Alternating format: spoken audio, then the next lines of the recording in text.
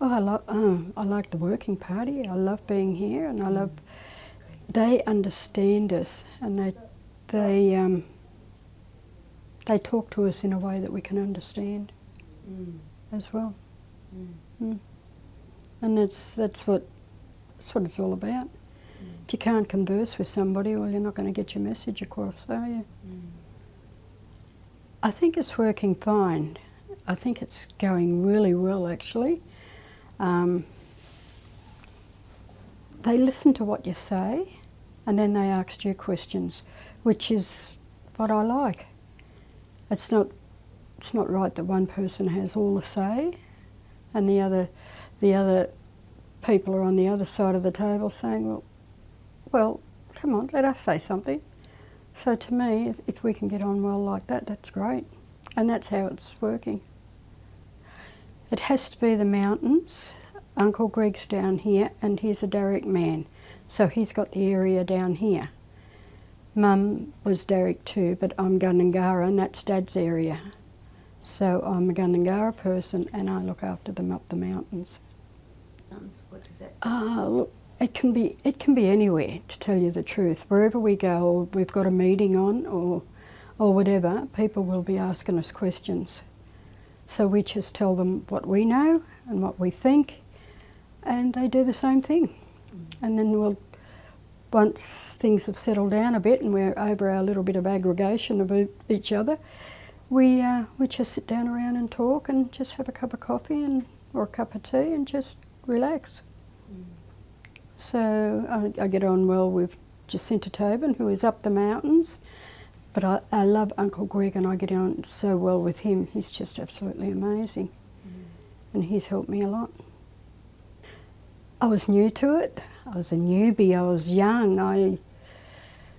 It was hard for me to settle down, I suppose. And I used to just trail along behind, and Uncle Greg will say, well, you're an elder now, get up here. I said, okay, that's easy, I can do that. And he just put me on the right track and made it easier for me to relax and to realise that I am an elder, and if people want to come to me with questions, they can. Whether somebody's going to stab you in the back, probably shouldn't have said that, but that's what it is. And we've got to be very careful on how we approach people or how they approach us, because sometimes there's a lot of jealousy, and that is something that, I'm not into jealousy. If they're going to attack me, well, I'll just stand back and let them attack me. But when they're finished, that's when I'll have my say. And 9 times out of 10 we end up being friends. Or getting to know each other anyway. Yeah. Yes, a lot. It's amazing. It's amazing. Although last year was good too. This year's extra special. It's really amazing. They've given us our rights and we've given them their rights, and everything's working out well. Overtalk anybody. You let them have their say. And then you sit back and you try and figure that out yourself while others are still talking. And then automatically it just sort of comes to you as to what you've got to say, and that's what I do. And they always say, oh, that was good. So it works really well if we can just take the time with each other.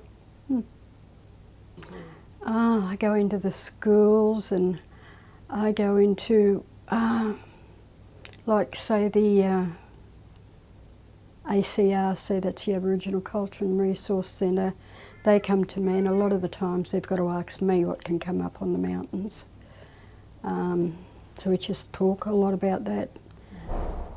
As I said, the schools are amazing. I've got to go and talk to the schools first before they will accept me, because they've got to know me, and for the children's sake, which is really great. So, but growing up here, having grown up on the mountains, I just know everybody anyway. A lot of their parents are my friends.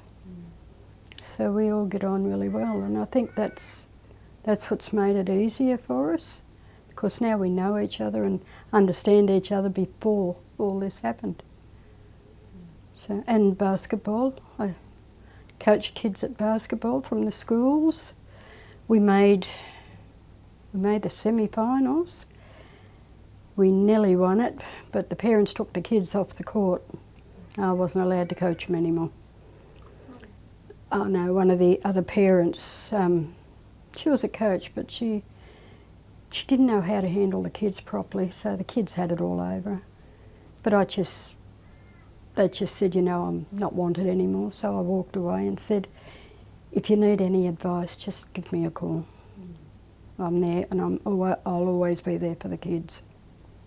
So, but that didn't happen, and the kids that, when I walked out, the Aboriginal kids followed me. There was about 4 or 5 of them, and they just followed me out.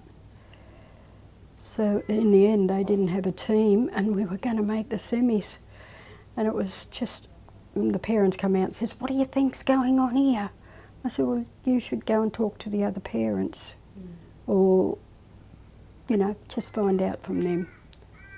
I'd rather not say anything because I don't really know what's happening myself. How long ago was that? I'm in my 70s now. Gee whiz, I don't know, about over 20 years.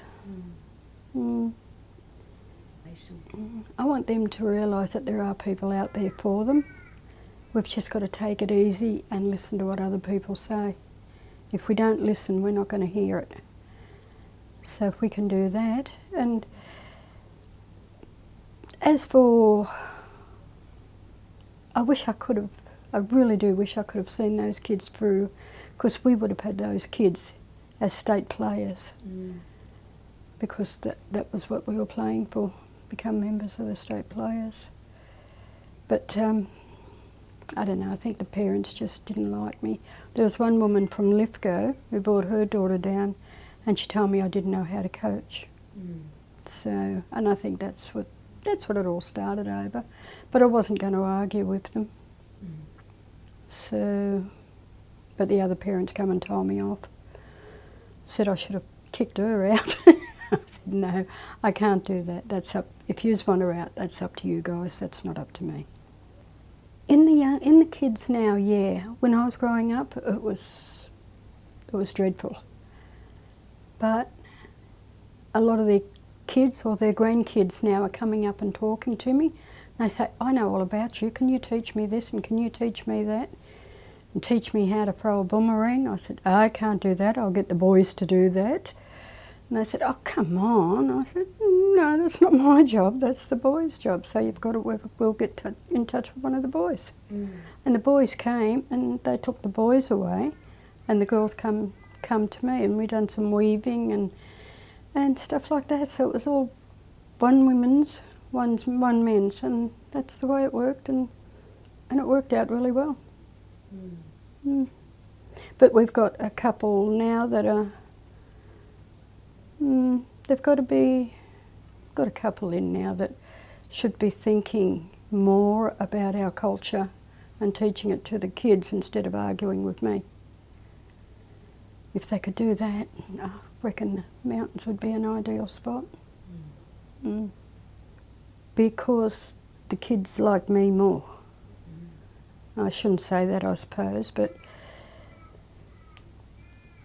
the kids have got to like you. And if you don't make the kids like you or get the kids to like you, they're not going to like you. So all you can just keep doing is just go and bounce a ball with them or just talk to them, and it's easy. That's all the kids want. So that's all you do. So I don't really know how to rectify what I've done. I suppose it's me that's done it because I'm the one that got told where to go, so I went, if you know what I mean. Instead of staying back saying, you know, arguing with them, because everybody else just grabbed their kids and left. But there was these 3 women that just wanted to say that, well, you're Aboriginal, you don't know anything. And they're ones I had through through primary school, by the way, too. Those women, they just didn't like me. Right, so you've known them for many years. Oh yeah, yeah, yeah. And a lot of these come from the women. Let me scour up. Come from the women that just wanted to get rid of me. White women? White women, yeah. So they just laid into me, and I just got up and walked away. Bit of blood coming out, but hey, that's my badge of honour. So I thought, well, you know, if I can put up with this, then the kids have got a chance of putting up with their parents as well. So it just might happen. Beg you? You're amazing. Oh no, I love kids. I couldn't have kids. Got bashed up, I nearly lost my leg. I've got a bute scar there, and you know, it was just, I mean, these women could have helped. They could have got in, and their kids could have been state players. We only had 2 more games to go, and we could have won it. But there's nothing you can do about it. I think we all seem to think that we know it, when we don't, if you know what I mean. They thought that they could have taken the kids away, so as I said, they told me to go, so I walked out. And a lot of the other parents pulled their kids out and wanted nothing to do with it, which was a pity. We could have had state players, but it didn't work.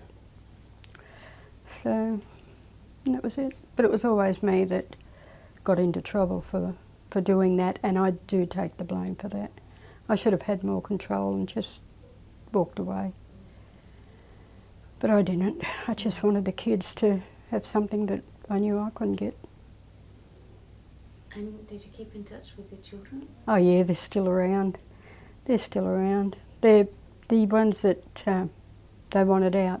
Their parents came up and apologised to me and said, if we can get more players, will you? But nah, I couldn't do that to them again. Somebody else might have done something, and it's not fair on the kids. No, I love my life, and I love nursing, and you know, anything you can do to help anybody else is a great thing. That's what it's all about.